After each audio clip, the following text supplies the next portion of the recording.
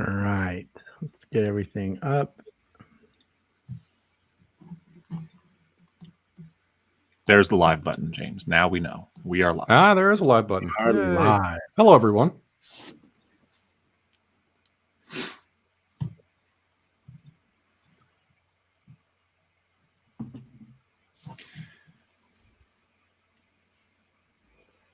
I mean, while Derik gets us settled, Yeah, National What are we talking Cybersecurity about? Awareness Month. That's why why we're we're here. Right. down there. Put the graphic right here.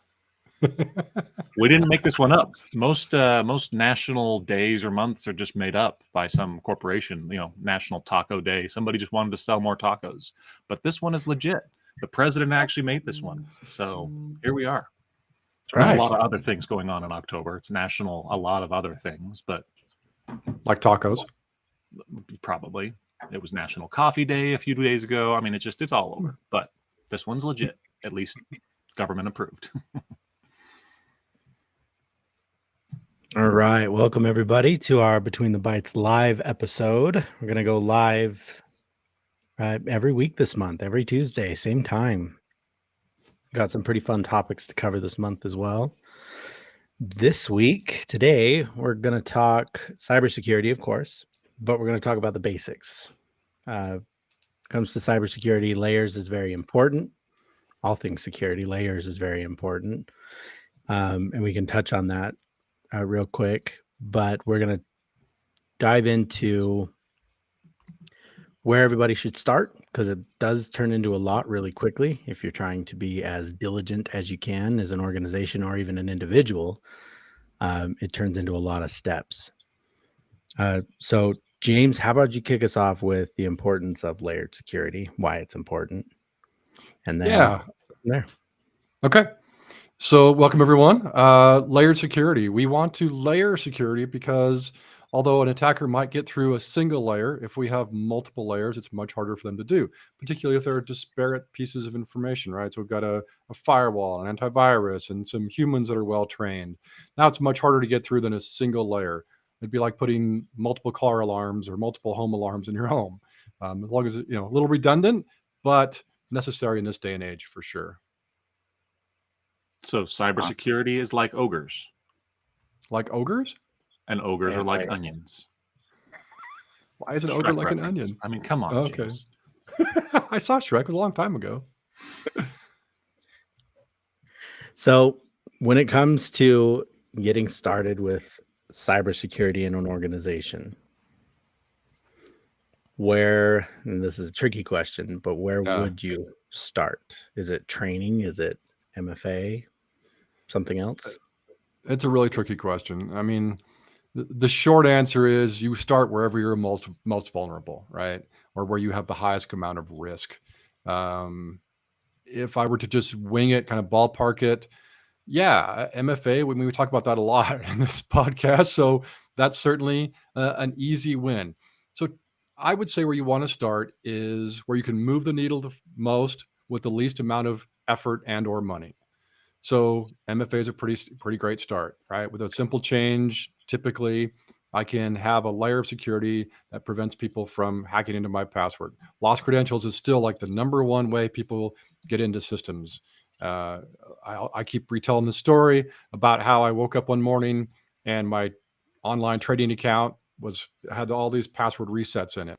And if I didn't have MFA, wherever the attacker got my credentials, I have no idea, but they were trying to get in and reset my password and would have had I not had an MFA layer in place. So definitely the base layer would be MFA. If you're in an office environment or corporate environment, any organization who has employees at a location definitely needs to have a firewall in place. If you think about it, the firewall is the kind of the gateway between the whole world, basically all the attackers out there in the entire world, regardless of the country they're in, and your internal network. So that little piece of hardware is super important. No, the modem that comes with your ISP does not qualify. Yes, it has some basic protection in there, but compared to a I get too technical, but a deep packet inspection where the thing is opening up every single packet, looking inside to see what's in there and deciding whether or not to pass it along. And it works both ways. If an infected machine on the inside is trying to send home or send data out, you can also get notifications on that as well. So firewall is a pretty basic layer of protection that all organizations should absolutely have in place. Another easy, James, go ahead. Yeah, go ahead. Sorry, I'm I'm throwing gonna it get in rolling, here. so interrupt me. Yeah. Rename me Mr. Tangent because it's, love to go on the tangents. And maybe this gets a little too granular or technical, but I'm curious, for a business that's looking at a firewall, there's lots of different kinds of firewalls. There's lots of different brands. And within those brands, there seems to be very different tiers of firewalls. Some that seem mildly approachable in terms of cost and some that are just ridiculously expensive. What am I getting in a more expensive firewall versus a cheaper firewall if at the end of the day, they all do the same thing, which is filter traffic in and out? What am I getting in the higher tiers? Yeah, so your basic firewall is going to, without getting too technical, it's going to block ports. So if someone's trying to come in on the, oh man, it's going to get technical, on the camera port. I've got some cameras at home. Now I can see my cameras on the outside. That means I also have access in as well. So the firewall is going to look and say, this person should not be trying to come in that way. I'm going to block that port from happening. Whereas, as I mentioned, a deep packet inspection firewall is actually going to pick apart every single packet and look inside of them to see what's actually in there, rather than just watching for certain, they're called ports. I don't know how else to put it. So you're going to require a lot more processing power, a lot more resources inside of a firewall, which explains the different expense level. Now you can get crazy expensive. We can do high availability where we have multiple firewalls. One dies, one kicks in. And in some environments that makes sense. I think with our target market necessarily, probably that's not really applicable. And I don't want to drop necessarily names, but at least go for a deep packet inspection. You'll see DPI is typically what it's referred to, at a firewall of some kind. That's the level of sophistication. Drop names, James. What are the vendors that have DPI? Okay. The products that we sell most often, that we've come to believe provide the most bang for the organization's dollar, are Sophos and SonicWall. Those are the two we're really big fans of. And in a lot of cases, you can tie in an antivirus or endpoint protection, they'll call it, an antivirus product with that firewall, and they'll talk to each other. So if you buy, an associated, for instance, Sophos, if you have Sophos antivirus and a Sophos firewall, if a machine gets infected, that firewall can block that machine from reaching the outside world and from spreading across the rest of the network in some cases. So now they're working in tandem together. So there are some advantages to doing that as well. I think that answers your question. Now, Holly asked a good question. By the way, if any of you watching, if you have questions, just throw them in the comments and they'll show up on our feeds here. Said if talked about how important MFA is, multi-factor authentication. Do you have any suggestions on making the adaptation of that inside an organization easy? Well, easier, sure. I mean, the fact is there's going to be this additional layer of security. And something like, I read a stat, I mean, you can find anything you want for statistics, but that 51% of people agree that security is impacting productivity, right? We've reached this point now where we're trying to put protection in place, but it's starting to impact the ability of people to do their job. So we need to find number one, a nice balance. We want people to be able to do their job, first of all. So we don't want it to be super cumbersome. So in some cases, I recommend doing what's called push notifications. So rather than me having to open my phone and sign in and pull up my authenticator and then type in the code, I can do push notifications, which means my phone gets a text or gets an alert of some kind. There's a bunch of different products that do this. Duo, Okta, Azure works with the Microsoft Authenticator. It just pops up a prompt on your phone. It says, and Google actually does it as well. Click here as if this is you. Yes, or click or authorize, whatever it is. And now I'm in. So I've minimized the amount of time that a user has to spend putting in that multi-factor authentication. So that's certainly an easy way to adopt it. They make other things instead of MFA. We can do, or it's still a multi-factor authentication because that just means another layer of authentication, right? But I've talked about this before. I don't have one with me, but the YUBI keys, YUBI key. So it's just a little touch device. It's got a sensor on it.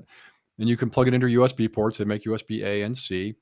And I'm not getting anything for selling these by the record, but maybe we should try. So we'll reach out to them and say, hey, we're marketing your stuff, you guys. We're taking sponsors.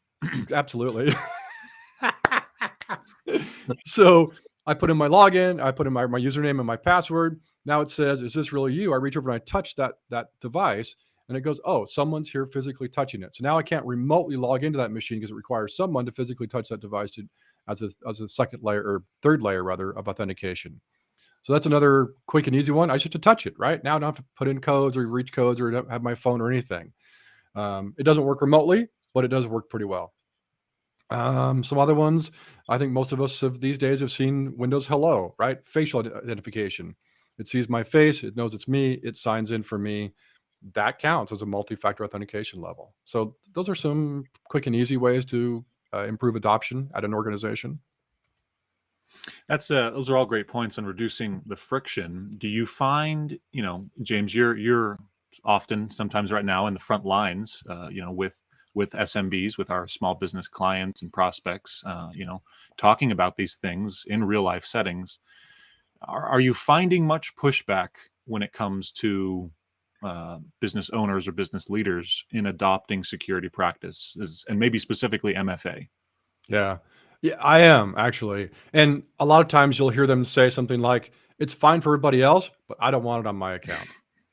I get that quite a bit. And again, to throw in statistics out there that I've read, only 38% of organizations are using MFA right now. It's a pretty scary low number considering how long this has been in play. Yeah, less than half, way less than half of the organizations out there. Shame on all of you. Chances are, if you're listening to this, it sounds like you're not using MFA, and shame on you. I'm not sure that's an effective method of reaching everyone, but perhaps. Shame works. Shame. All right. So, and if only 38% are using them, then that's our first thing we need to go after, is improving that. But yeah, they'll say, it's okay for everybody else, I don't want it on mine. Or I hate this thing, I have to have my phone with me everywhere. What if I put my phone somewhere? It's buried underneath this stack of paper here. So particularly in the small to medium businesses, right? Small businesses, it's often one poor guy or gal who has been doing this. They're working 14-hour days, 6 days a week. And the last thing they want to do is have one other thing they got to do to be able to sign in and get to their stuff. So it's like an insurance policy, you guys. It's super important, and it's one of those easy wins. I promise there are much more intrusive and cumbersome ways to do security. That is a quick and easy way to do it, and it's just, you have to do it these days. Again, just citing mine alone, or other organizations I've worked with where a credential got stolen. And that was the motivation for them to say, okay, let's implement MFA. That has happened, I don't know, at least a dozen times, probably more. I want to say countless times, just to make it sound dramatic. But the truth is, at least a dozen times directly that I've worked with, where organizations have said, nope, we're not doing that. We've got 500 users. That's way too much of a pain for all of our users. Or I get a lot of, in some industries, I won't name any industry, they're old school people. They're having a hard time with tech as it is. Last thing they want to do is throw on yet another layer of tech for this. And again, credentials get stolen, someone steals some money or emails someone, it looks like it's coming from internally, so they do something they shouldn't have, they wire some money, whatever it is, and suddenly they're coming to us going, what do we need to do to stop this from happening? And we say, turn on multi-factor authentication. So yeah, it might be a bit of a cliche by now, but as intrusive as multi-factor might be, it's not as intrusive as getting a cyber attack on your organization, getting hacked. That's pretty rough. It's intrusive and very expensive. And I think these days, if phone verification is the way that you go, and you do it with a third-party app like Google, Adobe, all those things out there, it's actually pretty easy as far as this initial setup goes. And even once it is set up, you just touch it when it says you need to authenticate. It automatically opens the app and you go from there. So it's pretty quick and easy these days. As far as actually pulling the trigger in an organization, personally, I think the Google approach is the best way, where you just kind of roll it out and don't give anybody an option. Yep. You just turn it on. Because yeah, just like anything else, if you spend too much time talking about it or getting a test of how everybody in the office will feel about it and things like that, that's a lot of time wasted. So I'd say just pull the trigger. It's not worth risking a major attack. There's no shortage of scary stories anymore. I mean, we'll lean in maybe the Halloween theme for October here, but like Nice. you would think that at this point, with all the news stories that come out, people would be like, "Oh, I need this because I've seen what happens," and it's If I don't. hit every industry. I mean, you name it. If whatever industry you're in, there's been a major breach in your industry. Just it doesn't matter, and we've talked about it many times before, but it bears repeating because this is still a 101 episode. You are not too small to be a target. Everyone is a target. They do it on an automated basis. They're using bots and other just quick and easy ways to target you. It's not, oh, I'm too small. It's they're going after everything because they can and they will, and why not? It's money. Yeah, I'll tell the story real quick just to add some oomph to your discussion there. Part of my job was to jump online after someone had gotten ransomware and to see if their information was being sold on the dark web.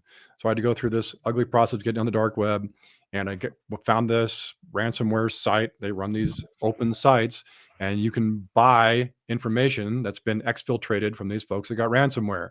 And I looked through the list, and first of all, it was hundreds of them, which just, but it was every single, it would be a small gas station to a large development firm, and nothing was sacred. Hospitals, schools, charities, it didn't matter. Every single organization was represented in those hundreds I had to look through. Their information was out there for anyone to buy and then attempt to attack them once they purchased that information. Scary stuff. I want to ask more probing questions, but it's going to make me sound like a criminal. Like, how much do those lists go for and why? But maybe we'll save that for another time. Please do. So back to kind of our original theme of this episode is the layers of security. I think we've thoroughly covered the basic layer, which is MFA, multi-factor authentication. We do love our acronyms around here. You mentioned firewalls as another layer. Yeah. And we mentioned briefly endpoint protection. So, your basic antivirus. I don't know if you want to speak maybe more to that, or we continue on up the chain of layers. I guess, is my, for end users at home, is my built-in antivirus sufficient? And then what should a business be looking at when it comes to antivirus or endpoint protection? Yeah. I'm going to say no. Although the built-in products have come a long way since their initial outset. I've certainly had plenty of instances, real world instances, where I've seen that thing get thoroughly bypassed. So this is one of those scenarios where you get what you pay for. And I want to encourage everyone to pay some, right? We all want to use the free antivirus. I've certainly done mine.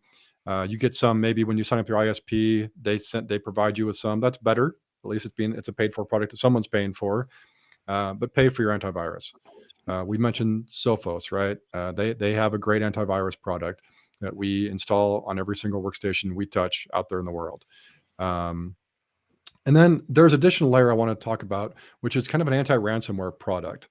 And Sophos provides one. There are others out there. This is a behavioral-based model. I think I've spoken about this before, and I don't want to get too deep into this. But most antivirus is reactive.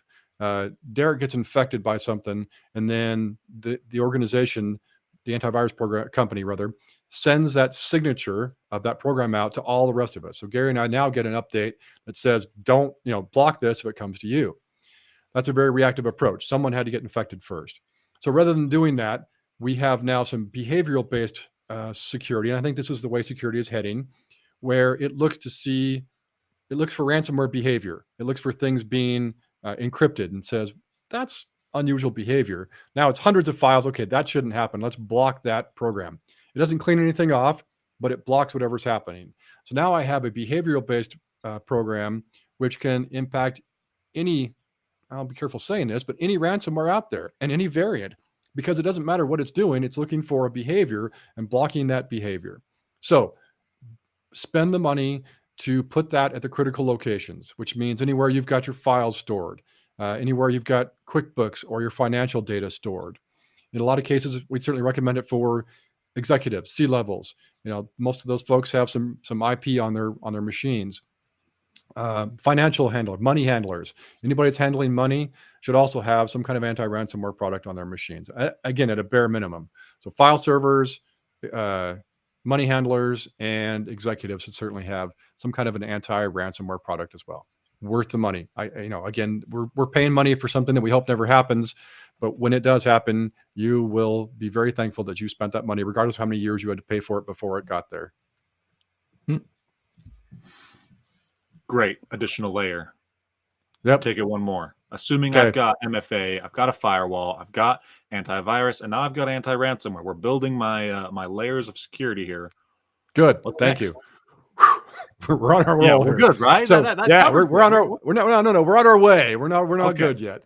But you notice we're building a roadmap out. We're building a plan. So not something I have to do all of this tomorrow. I'd love it if you would. If you don't have these things in place, please do it tomorrow. But if you cannot, or if it doesn't make sense for you, budgetary wise or just security rollout wise, then plan this out. Right now we've got a plan. Maybe next month we do one of these, or next budget cycle for you, whatever, we put in a couple of these. Start layering these things in place if you don't have them already. So somewhere in that list or next, I would certainly put spam filtering. So we're going to have a third party who looks at all of our email coming in and makes sure that doesn't contain an attachment that can infect us. And they're not flawless. Again, we're going to do layers, because if it gets past that, then we're going to have our antivirus. And if it doesn't get past that, we have our anti-ransomware. So we've got our layers building now. But if nothing else, an anti-spam product makes your users more efficient. Now, instead of having to look at 200 email messages, 170 of which are fake, now I'm getting a large percentage of those filtered out. Early on, it doesn't do such a great job. You'll see a lot of false positives get blocked. You'll see a lot of positives come through.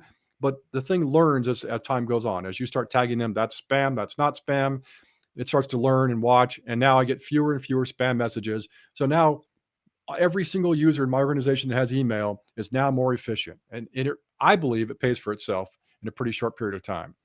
And I'm blocking the viruses and other attachments. Again, not flawlessly, but I'm blocking those things that are coming through that could potentially explode and cause some really serious problems. So definitely next layer would be anti-spam of some kind. You bring up a great point, though, that we've talked about. Again, a continual plug to go listen to past episodes to anyone who's listening. There's some great content in the past. But just last week or two, we talked about cybersecurity, of course, as a competitive advantage, in that everything we've talked about now kind of feels like maybe insurance, right? You get it just in case, you get it to, protect if something happens. But you bring up a great point. A lot of these tools increase efficiency. They're not only preventative, they're proactive and actually help you do better work, which that helps you do better business and, in theory, make more money. So while cybersecurity, it's like, oh man, all these costs or all this effort, there is, an output and a good end that comes from it that directly impacts the bottom line and business efficiency. Yeah. And you can say, hopefully you can say we haven't been attacked. We've never been breached. We put layers of security on and clearly our competitor does not. Right. Right. Bragging rights, if nothing else. Yeah, it should go a long way, especially if you have clients in general and you have any kind of sensitive information that you're collecting. I mean, it's happened to a lot of people now where things like going as far back as, Target's issues that they had, it can affect more than just the organization. It can affect all of the organization's clientele, which is even more of a hassle to deal with. So we're at a about PR nightmare if you get hit, right? That's a PR nightmare for sure. Sorry, yeah. I think we're at about 7 layers of security now. We're getting there. Yes. Let me pause and ask the 7 layers that we're at, and we'll recap these. But have I checked enough boxes for some compliance standards at this point? Or are compliance standards still more rigorous and we got more levels to go? we have more levels to go. Compliance regulations these days, PCI, HIPAA, certainly involve way more than what we've covered. This is just a good beginning. I'd say we're mid-tier now. We're successfully implemented a bunch of different layers that you can see how each one consecutively protects the other behind it. So Right. we're on our way. And we have definitely checks and boxes, but although we are not done. So we've had a great conversation thus far. We could spend all day on this, frankly. We could, but let's not. Okay. For the sake of our audience as well, let's not. But let's take it to the next level, James. Take us, I guess, the home stretch that most small to medium businesses should seek out, should attain for to get to those compliances. Take us through the next level, a few steps. Rapid style. So we're going to do some stuff just before we start reaching compliance levels. But the next one I would say is train your users. We've talked about this before. Users are the weak point. It's not nice to say, but the truth is our users, all of us, me too, we're the weak point in the organization. Firewall doesn't get tired. It doesn't get sick of looking at packets and decide, I'm just going to click yes on this next one, right? There's no human error involved there. There can be programming errors, but in general, it's a pretty flawless device. So attackers know this. They're going after the users. Almost all breaches come from users. If I go to my login page and I put in my login and password and realize, that wasn't actually my login page, I'm the weak link in the organization. So let's train the users. That is absolutely a compliance regulation for every compliance out there. Your users should be trained in some security awareness, some anti-phishing techniques, what to watch out for in email, because it's a pretty popular attack vector these days. So train the users and retrain them annually. It's super important that we train users on what to look for. Another thing I would add in training the users is how to handle, especially for the money handlers, is how do we deal with wire transfers? How do we deal with requests for gift cards in order to validate they're legitimate these days, rather than just trusting that the email that came from the CEO or the CFO and said, wire this money, and we just do it. Or even we've seen nowadays attacks where there'll be a conversation in email and an attacker will insert himself in the email. They've breached a vendor or a third party, and they start inserting themselves in an email chain back and forth, which looks legitimate. And you're part of that chain. You see this going back and forth. So it builds legitimacy to you to believe, this is real. Now they ask for a wire transfer and you're 8 messages deep. Must be legitimate. I've been watching this thread go on and on. But what we don't know is there's an extra D in the domain name or whatever it is. They're playing to this building up of legitimacy. The attackers know that. So have some kind of a validation process.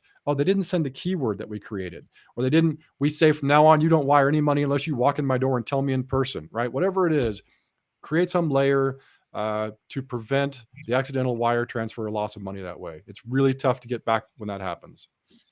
And I just want to call out for that scenario that James just outlined is not hypothetical. It happened recently.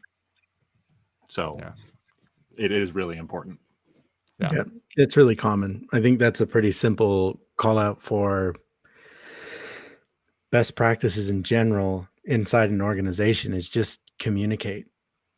If something feels off, if you get a request that you're not sure about, there shouldn't be any hesitation to go ask whoever it was, the owner, CEO at any level or any department, to reach out to that person or go talk to them in person and say, hey, was this you? There shouldn't be any hesitation there. Once there's hesitation, or if you've got an environment inside an organization where someone thinks that, let's say they do accidentally click on a bad link and now their computer's running the way that they don't think it should, or they think that they've given something up that they shouldn't, and they're afraid to report it because they don't want to get in trouble or they're embarrassed or anything like that. Talk to anybody, James, better than anybody, any other cybersecurity specialist. The amount of time that elapses from when an attack happens to when it's caught is vital. The less time, the better. Sometimes if it's a really subtle thing, they'll sit on the access that they have for quite a long time before they take any action. But reporting that stuff very quickly is pretty key. So you have to have an organization that fosters communication and an open, easy environment for stuff like that. Yeah, that invoice thing is happening a lot these days, folks. That's a very real scenario we've seen far too many times already, and a lot of organizations are losing money because it appears that a third party that's legitimate is asking for funds, and they're invoicing you, so it looks legitimate as well, but there's something off. So just create some, and do this with the vendors that you pay large amounts of money to. Hey, what do we want to do in order to make sure that I know it's you when the stuff like this happens? Excellent. Okay. Well, the next layer, we still going? Let's do rapid fire the next layers, Okay. James. 'Cause I think Okay. what we have planned, we'll be building. We're going live every week, same time, same place, and we're kind of building as the month goes on. Although we will take a small tangent to have a debate style conversation. Looking forward to that. Yes. Tune in next week, folks. Teaser for next week. It's the PC versus Mac showdown, throwdown you all have Bring it been on. waiting for. But we'll be building over the weeks, and so I think we can get into more depth of these advanced layers that you can call out. But let's just do the very quick level fire off of what the next higher levels would be. Password management is the next one. Have some kind of a password manager so you're not storing your passwords in a book or trying to remember them, or please don't put them on Post-its and stick them to your monitor. I see that way too often. Less and less. It doesn't put it underneath your keyboard. Attackers know that too. Don't do that. All right, rapid fire. Segment your network off. This is pretty. Now we're getting some more advanced things. Segment your network. The guest wireless should not be on the same network as your servers. The money handler should be on a separate network, so security personnel can only deal with that smaller segment rather than have to deal with the entire staff. A BYOD solution. How are you going to deal when people bring in their equipment? Everyone's got additional devices, iPads, phones, etc. They want to bring into the work. Don't put them on the corporate network. So have some other solution. DLP, data loss prevention. Have your email check for things like credit card numbers and other things, driver's license numbers. There's a whole scenario in there. Your email should be smart enough to look for that stuff in its content and alert you if it sees something like that. That's DLP. Then we'll go some kind of MDM solution. So mobile device management. Let's make sure our phones, our company devices that we also access data from are being protected. That's probably a pretty good list. Would you add as the last one, and again, we could go into more depth of the who's and what's and how's, but some sort of monitoring solution? Yeah. Oh, yeah. Yeah, we can get deep into that one. Any kind of alerting you can do. So look for unusual resource usage, right? If someone's machine spikes all of a sudden, probably that's not usual for them. Remote access that couldn't be. That person isn't on vacation in a remote country. Password resets. If I watch for password resets, I'm like, wait a minute, why did that password suddenly get reset? Changes in work hours. Derik suddenly signs in at 2 a.m. That's not usual for Derik. Let's set up a red alert. And then what they call impossible journeying. So I log in from Las Vegas and then I log in from South America 5 minutes later. Obviously can't happen. Good alert to watch for. All right.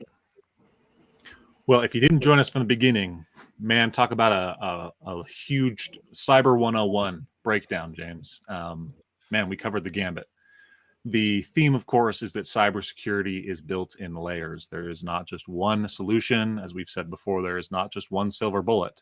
But man, if there was, it would probably be multi-factor authentication. But it's not. But man, that was that. And so good start. Let's see if I can recap everything we talked about.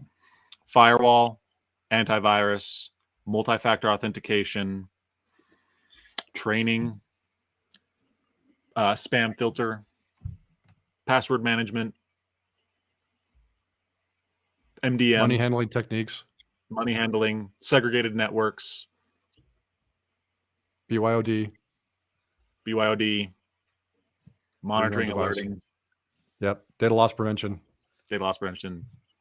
But start, this sounds overwhelming, right? So you don't have to do all this. Just start somewhere. Please start somewhere. Start with one of these, and then bolt on another one, then bolt on another one. Awesome. Yep, got to take it in steps. That's how you make it a reality. Trying to take it all on at once isn't always very realistic. Maybe if you bring on an IT provider, but even then, it comes in steps. And yeah, we'll get into the more advanced stuff the last Tuesday of the month, and we'll dive into some of the more technical sides of things, some of the more things that are focused around different areas like HIPAA or anything that has to do with working with the DoD. And yeah, next week we'll be live, same day, same time, Tuesday, 10:40, and we'll talk Mac versus PC, which will be a good one. Then the week after that, third week in October, Tuesday, we'll talk about top tech, either stuff that's coming out, has come out, or even theories and whispers that get the three of us a little bit excited. Nervous or excited. Nerdy. At the Nervous very or worst, excited. at the very least, we'll help get you a tech Christmas gift list going. That's right. There you go. We'll include that as a bonus. I like that. Yeah. Awesome. Well, James, Gary, thank you very much for joining us for our live today. And thanks for everybody who joined us to watch. We look forward to seeing everybody on the next one. Awesome. Be Thanks, safe out there, guys. everyone. See ya. Bye.